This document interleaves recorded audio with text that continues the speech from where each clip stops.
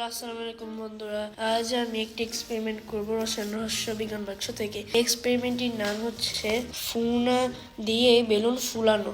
এই এক্সপেরিমেন্টটি করার জন্য আমার প্রয়োজন হবে একটি বেলুন, একটি খালি বোতল, একটি ভিনেগার সহ বোতল, বেকিং পাউডার, ড্রপার আর এই চামচ।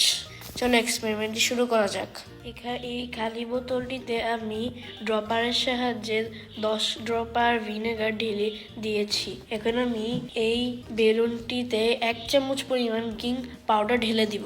এই বোতলটির সাথে এই বেলুনটির মুখ শক্ত করে বেঁধে দিব। এখন আমি এই বেলুনটিকে আস্তে আস্তে উপরের দিকে উঠাবো।